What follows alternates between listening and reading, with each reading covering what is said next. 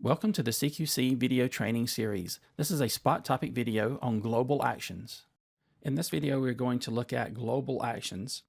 You may have seen actions in a number of circumstances in other videos. And basically, actions are how you tell CQC what to do when you need it to do something. And it can be invoked in many ways via IR commands or buttons on a touch screen, some change in the state of a device, and so forth. And the thing that is particular to each of those examples is that the action is actually built in to the thing that it is reacting to. So that means that if you wanted to do the same thing in two different places, you'd have to replicate that code. And that's obviously something you would want to avoid doing. So global actions allow you to create actions that are standalone and that can be invoked from other actions.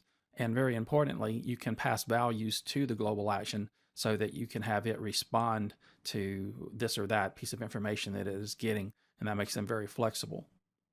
So let's look at an example here. If we go to customize and then global actions, and under there, as usual, for the customize section, there is a system part and a user part. And by convention, we always put our own stuff under some scope under that. So I'll create a new one here, and I've just been calling them all mine. Call yours something appropriate. And I'll just create a throwaway file, which we'll use to test here. So if I double click that, you can see that it's very simple. It has a title and basically an action. So let's say we wanted to have one that we could power the home theater off and on, and we might want to call that from a touchscreen or from a remote control. So, and it can be a good bit of code, of course, so we want to share that. So we'll call this one home theater power. And now let's edit the action, which we can do down here with this edit button.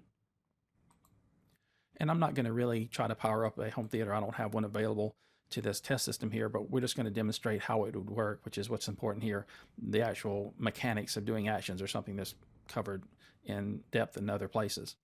So what we'll do is basically have the invoker of this action pass it either off or on, a value off or on, and then this action would respond to that by powering the home theater off or on. And what we'll actually do is just write that value out to a field so that we can prove that the action ran and that we saw the value that was passed to it. So what I will do is just basically take the value that was written to us or sent to us, and I'll write it out to a field. So that's devices, field write, which you'd have probably seen in various other action related videos or many other videos in general. And we'll select this one here, the variables driver. I won't get into that specifically, but it allows you to define arbitrary fields. There'll be a separate spot topic video on that. And the value we want to write is the value that was sent to us. If we right click in that, we get an insert menu, and one of the options is to insert action parameters.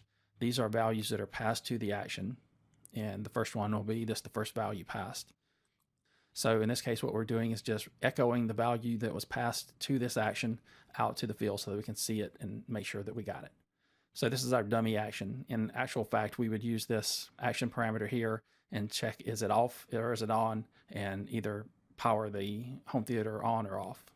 So let's just save that. And now we need some way to invoke it. So I'm just going to create a quick throwaway user interface here. Again, I'll just call it test. And I'll size that down a bit. And I'll just put a button on it. Let me click further down so that you can hopefully see it. New buttons. You won't still quite see it, but it's buttons, command button. So just the general purpose command button. And if we go edit the action for that, what we can do now is invoke that global action. So if we go to command, and then this one is under system, and there's a command here called do global action. And we have to select the action to invoke. So just click the helper here. And this is the one I just created. So I'll select that.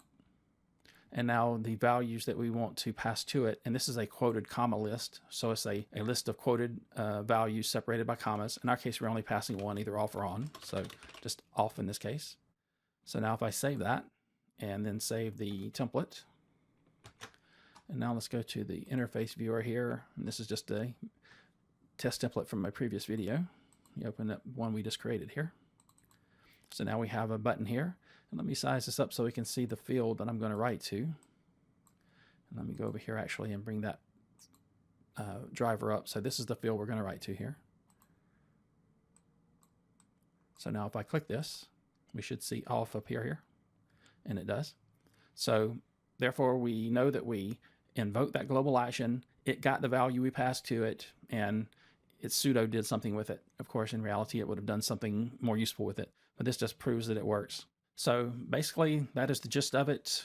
Global actions are standalone actions that you can invoke from various places anywhere else that you need to call an action. You can invoke the global action and have it do shared work that you can reuse over and over.